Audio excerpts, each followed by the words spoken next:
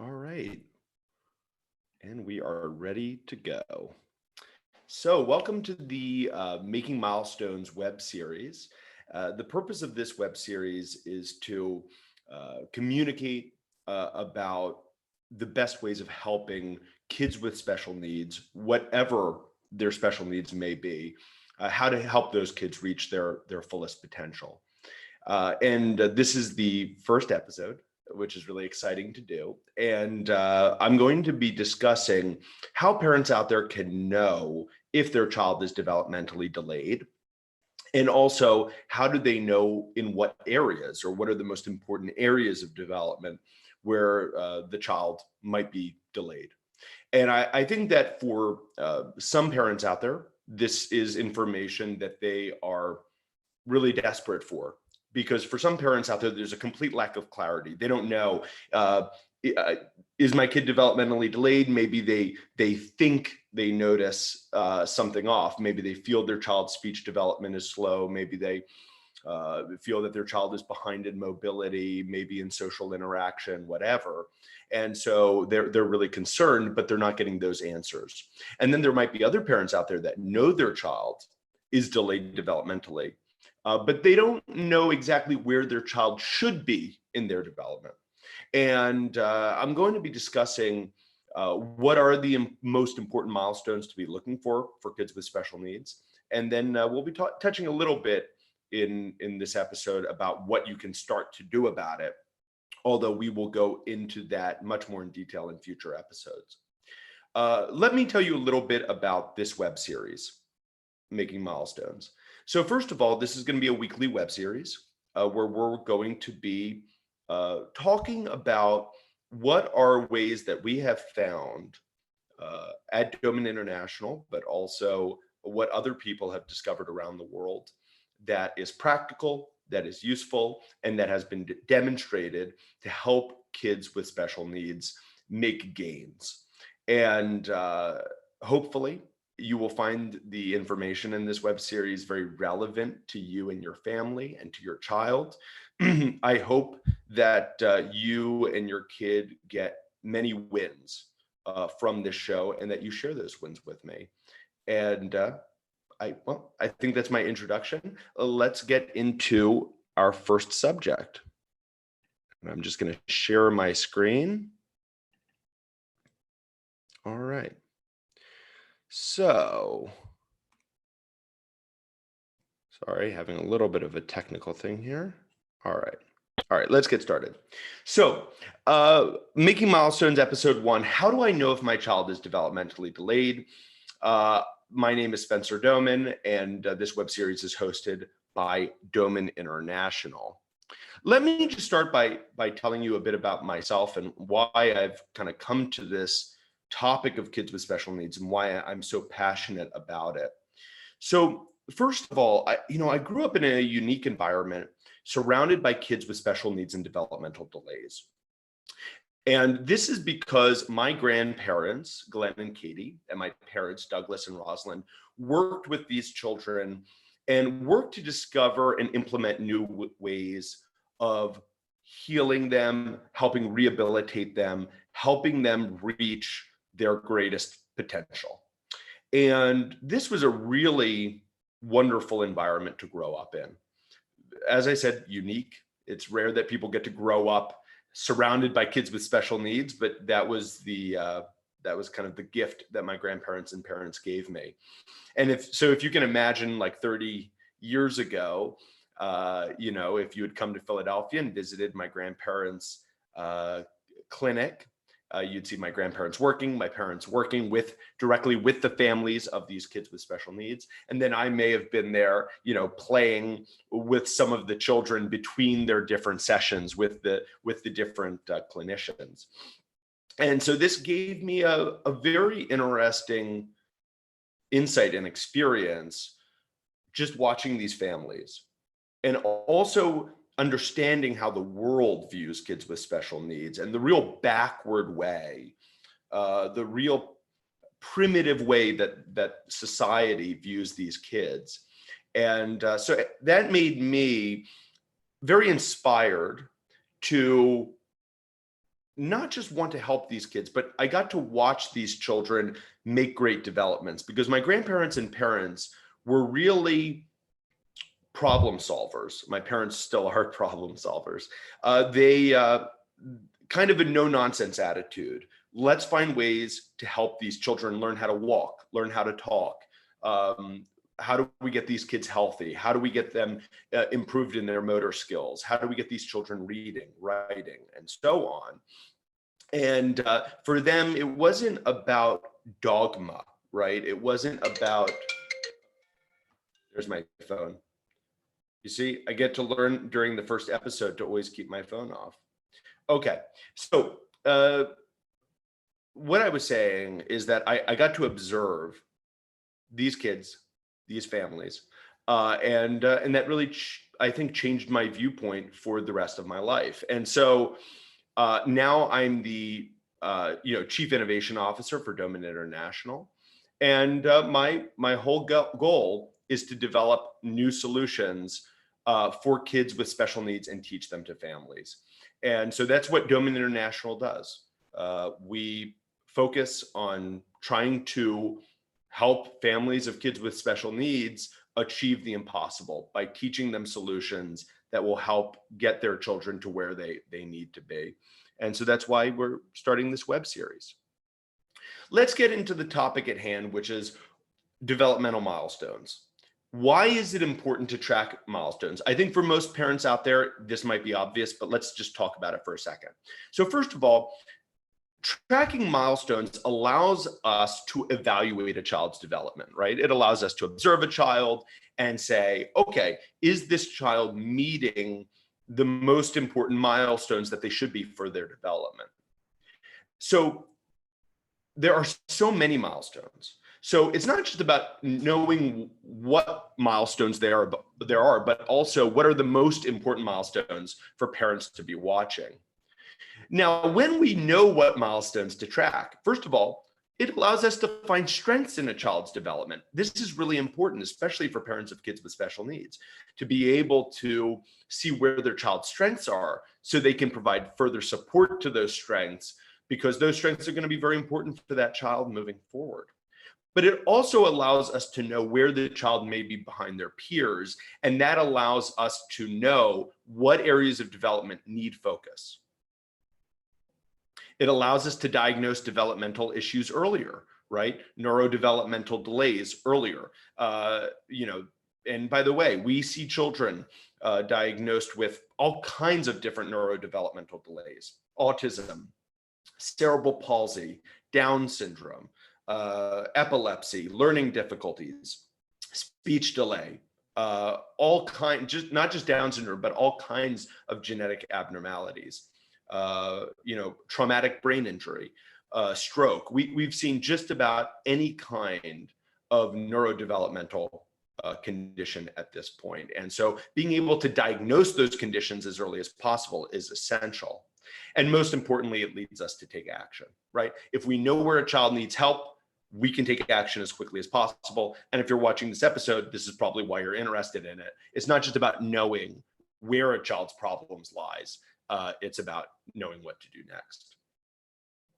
Now, I have to tell you a little bit about how I'm able to answer these questions, right? How do we know what the most important milestones are? Well, I have to kind of take 3 generations of a step back for a second and talk about my grandfather, Glenn Doman, who developed the Developmental Profile. And as I said to you, I grew up in an environment, in a clinic where my grandparents and parents worked. And so this work was started by my grandfather, Glenn, and he was a physical therapist by training, but he was passionate about child development. And he founded the field of child brain development. There was really no one out there looking at the brain in a comprehensive way like he was, and looking at children in a holistic way like he was.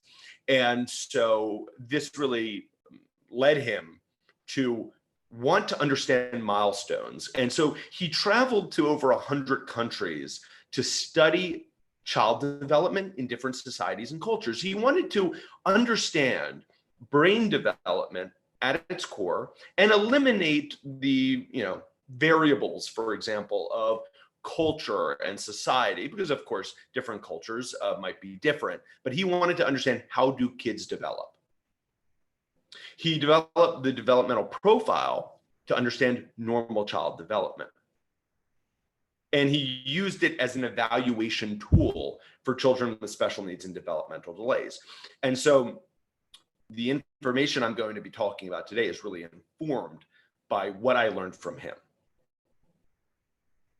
And so he developed the Doman Method, which I can't go into a lot of information about today, but that is treatments, actions that parents can implement at home that will help their children with special needs reach their fullest potential. But I'll get to it in later episodes. But we're going to be talking specifically about how kids develop in this episode.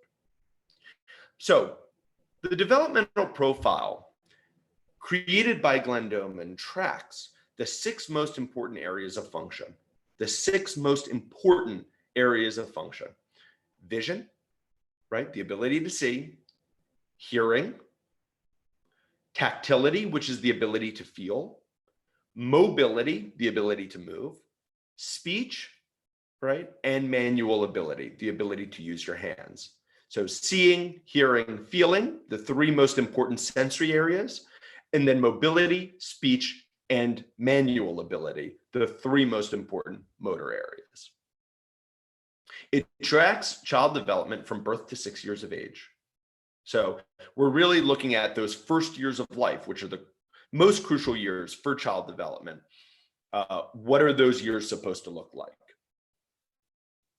And as I said, it's the most crucial years for brain development and child development.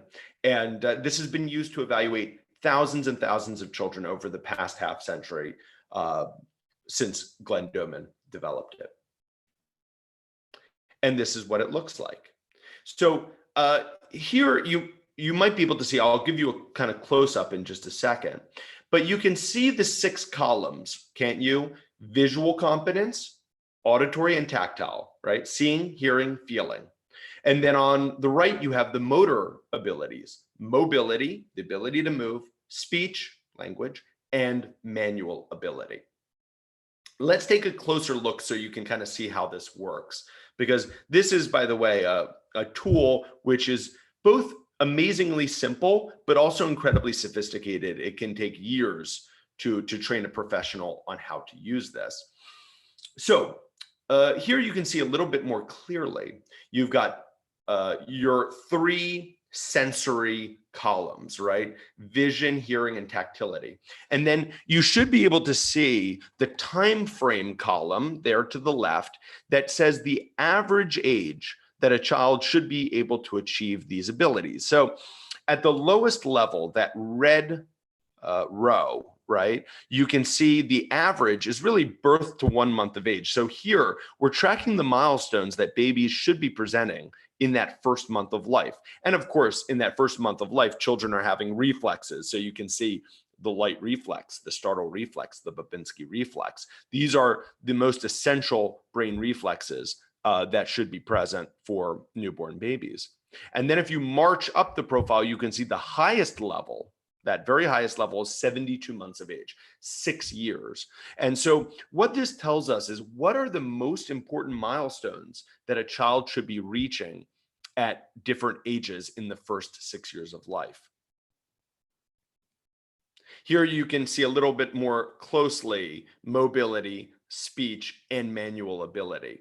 And so I'll be using this information to kind of guide you through this process of knowing what children should be achieving at certain ages.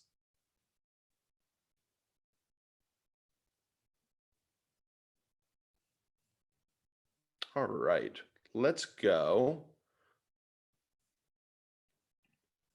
into the next part of this presentation, which are, what are the areas of development that you should be looking for? Okay, so tracking development in the first 6 years of life. So first of all, what are the things that parents should be looking for by about 7 months of age, right? So this is quite a young age, but what are the normal milestones, major and most important milestones that a 7-month-old baby should be starting to acquire? Well, first of all, in vision, the child should be starting to recognize parents' faces and facial expressions, right? So if mom or dad smiles to the baby, the child should be smiling back at that age. They should be able to recognize mom and dad's face from a stranger's face, right? That is the visual ability of an average 7-month-old. In terms of hearing, that 7-month-old baby should be hearing the sounds of their environment and even turning to them, right? So if there's a bell ringing or someone knocks on the door, the child should not just hear that sound, but turn to it. In terms of feeling, a child at 7 months of age should be responding to parents' touch and tickling, right? So they can feel that light touch, and they should like things like being held, hugged, caressed. Those are things that they should enjoy at 7 months of age. In terms of movement, a child should be starting to get up on their hands and knees and begin the process of creeping at 7 months. And by creeping, I mean moving around their house on their hands and knees. In terms of speech, a child should be babbling and making meaningful sounds. And with their sounds, they should be able to express to their parents if they're happy, if they're sad, if there's something wrong, whatever that is. They're hungry. And in terms of their manual ability, what they can do with their hands, they should be able to start grabbing objects at 7 months of age with their whole hands. Okay, grabbing objects, often they're kind of bringing them up to their face, to their mouth by 7 months of age. Okay, so these are the major milestones that we would be looking for a child at around 7 months. Now, when I go through these milestones, of course, you have to understand each kid does develop a bit differently. And so some children might develop these abilities at 6 months, some at 8 or 9 months. So just because we're a month or two off doesn't necessarily mean that there's a huge reason for concern, but it is something to be aware of and be observant of. And also, again, it can help inform parents as to what areas of development may need to be focused on. At 12 months of age, now we're talking about a 1-year-old, what should they be doing? Well, first of all, they should be hearing and not just hearing language, but understanding their first words of speech. That might be, they might understand their name, maybe mommy or daddy. It might be the name of a favorite food or place or the name of a pet. But the child at 12 months should be demonstrating they understand a few words of speech. In terms of their ability to feel, they should be exploring objects and the environments with their hands, right? This 12-month-old should be grabbing things off tabletops, grabbing things off the floor, kind of all around exploring things with their hands. In terms of movement, that 12-month-old should be taking their first steps. They should be starting that process of learning how to walk. In terms of speech, they should be saying their first meaningful words. Now, when I say they're saying their first words, I don't mean that they're perfectly articulate, right? Or that they're very clear, but that parents understand a few words that the child is trying to communicate, right? It could be mommy, it could be no, it could be a food word, something like that. But they have a couple words that they're using to communicate with their parents. And then from a manual standpoint, that 12-month-old should be starting to use that pincer grasp, picking up tiny objects with their hands, using just their index finger and their thumb. Now, let's look at an 18-month-old baby. What should the 18-month-old be doing? Well, first of all, they should be enjoying pictures. Right? They should enjoy, if they're being read a book, looking at pictures in the book, right? Or if they see a photo maybe of their favorite pet, right? They might recognize that photo. So they should enjoy looking at those things and even start to recognize pictures or photos. From a hearing standpoint, they should be understanding more words, Often an 18-month-old should be understanding at least 10 words. And also, they should be starting to understand word pairs, also called couplets. So, for example, come here would be 2 words together, orange juice, mom's home, things like that. Word pairs an 18-month-old should be starting to understand. In terms of movement, that 18-month-old should be walking all around, inside the house, outside the house, walking for transportation. Their balance may not be perfect yet, but they're walking everywhere. That should be the goal for an 18-month-old. Speech, they should be speaking simple words and also starting to put those word pairs together, right? So they might be saying things like mommy eat, right? Or dad come, things like that. 2 words together to say what they want to say. And from a manual standpoint, using their hands, they should actually have the pincer grasp in both hands. And not only should they have it in both hands, they should also be able to pick up things at the same time, right? So if they're eating, for example, they could pick up 2 things at the same time with that pincer grasp.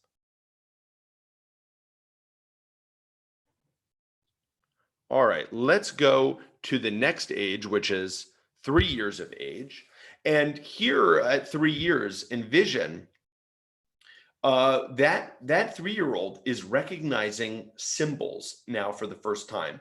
Those could be letters or numbers. They might know ABC. They might know 1, 2, 3. They could recognize logos like the McDonald's or the Coca-Cola logo, things like that. That's where the 3-year-old should be. They should start to be able to understand abstraction, right? That something can stand for something else. And so those are the most common examples: letters, numbers, logos. In terms of hearing, they should be understanding sentences. So it means that they can follow instructions and even multiple step instructions. So that 3-year-old, you should be able to say to them, go to your room, grab your toy and bring it to me, right? So they can understand that kind of multiple step instruction.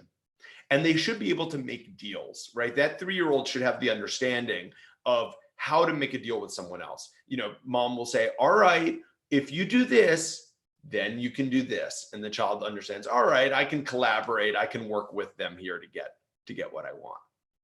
In terms of movement, that 3-year-old should be running, right? They should be able to run. And by the way, when we say run, we mean they should be able to get both their feet off the ground for a split second. That's the difference between running and walking. In running, a child is airborne, right? Both feet off the ground for a split second.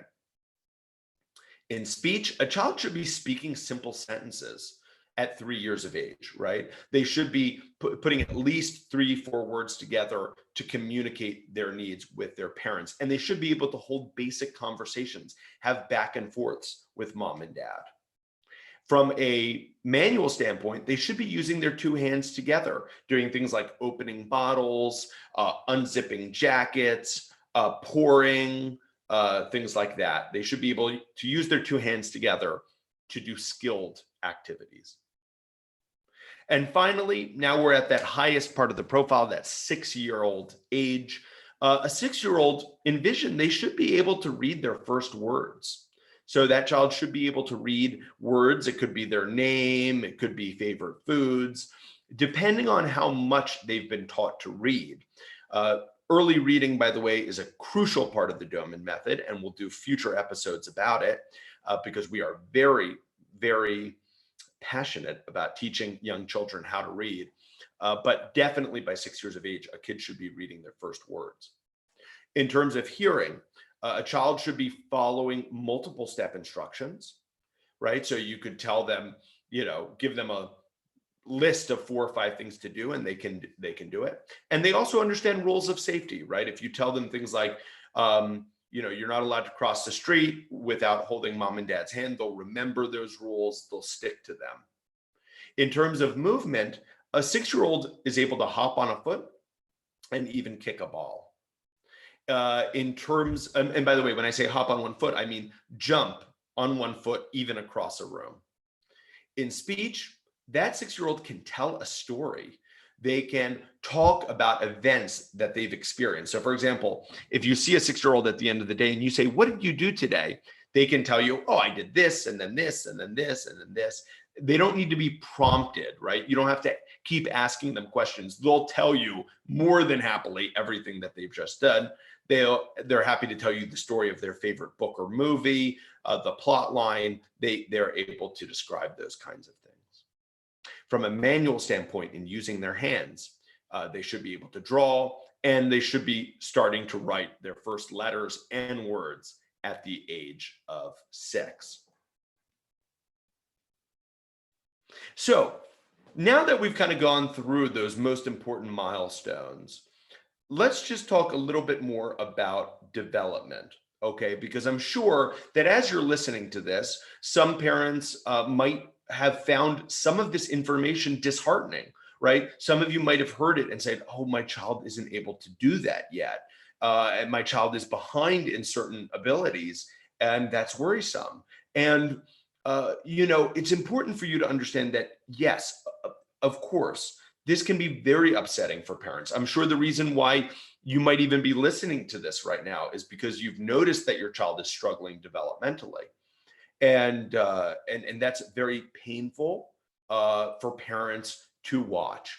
But it is important to understand these milestones, right? We can't stick our heads in the sand. We can't be in denial about the situation that our kids might be facing. We've got to understand milestones, and we've got to confront these issues. So that's why it's a positive thing. When we all understand milestones, you and us, we can help children better. And the really important thing is, and this is why you shouldn't be disheartened by this information, development, especially child development, is not static and it's not unchangeable, right? It doesn't mean that just because your child has missed out on certain milestones, that means that's it. They're going to miss all their milestones. No. That's not the point I'm trying to make here. In fact, we know that because of a phenomenon called neuroplasticity, which is the human brain's ability to change and adapt with different stimulation, and with if we give a child the right stimulation and the right opportunities, we can get that brain development improving. And then when the brain development improves, the child starts to improve in their function, right? Because the brain is the body's command center. If the brain improves, the child's abilities will improve. And so if we know the brain can change, it means a child's development can change. So we need to give children the right kinds of cognitive stimulation, right? The right kinds of stimulation to get that child smarter, thinking more clearly, having better comprehension. And we need to give them the right motor opportunities. What do they have to be doing in terms of their mobility and their speech and their manual ability to drive that development? That's what it's all about, right? How do we drive this child's development to try to close the gap between them and their peers? How do we close that to get them closer and closer to their peers? Now, we're really just giving an introduction here. And in future episodes, we're going to delve deeply into these subjects. But one thing you should start thinking about right now is starting to read Glenn Doman's books, reading my grandfather's books, starting to get some of that old wisdom and guidance about what you can be doing to help your child reach their fullest potential. Now, if your child has developmental delays or concerns, I don't want you to panic. Doman International can provide guidance and support. That's what we do. That's what we're here for. We're here to figure out where a child's issues lie, and then developing a program, developing a plan of solutions to address those problems.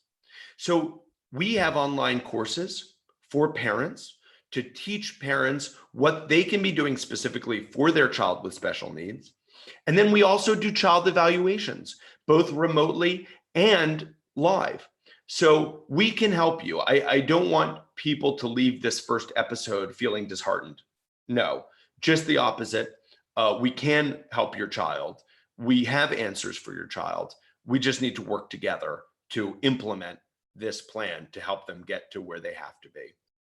So in terms of what to do next, if you want help, if you want support about your child's development, or if you just have questions, you might have watched what I said today and you want to bounce some ideas off us, you want clarity on certain things, contact Doman International at domininternational.org. That is the website.